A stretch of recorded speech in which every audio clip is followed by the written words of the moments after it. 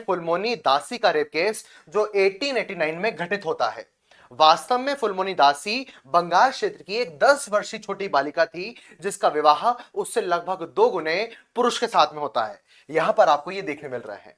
ऐसा देखा जाता है कि वास्तव में शादी की रात को संबंध बनाते समय फुलमोनी दासी की मृत्यु हो जाती है।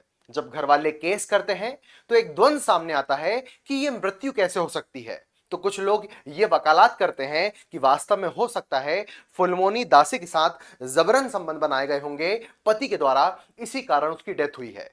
क्योंकि उस समय पर पति के द्वारा पत्नी के बलात्कार के संबंध में कोई भी कानूनी प्रावधान नहीं था, इसलिए आरोपी को 1 वर्ष की सजा के बाद छोड़ दिया जाता है। लेकिन इस केस के बाद कानून में कुछ बदलाव आता है। वायसराय लेंसडाउन के द्वारा इस बदलाव को लाया जाता है और बदलाव यह है कि विवाह की उम्र को गर्ल्स के लिए मिनिमम 10 से बढ़ाकर 12 वर्ष कर दिया जाता है।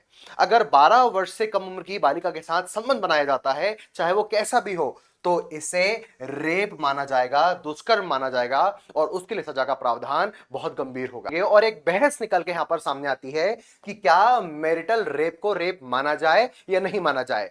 अर्थात विवाह के बाद पत्नी के मना करने के बावजूद भी पति के द्वारा जबरन संबंध बनाना, इसे रेप कहा जाएगा या नहीं, इसके बारे में आज 2025 में भी बहस छिड़ी हुई है और किसी भी एक औपचारिक विषय वस्तु पर कोई न्याय निर्णय नहीं पहुंच पाया है। आप कमेंट सेक्शन बताइए, क्या मैरिटल रेप को रेप होना चाहिए या नहीं।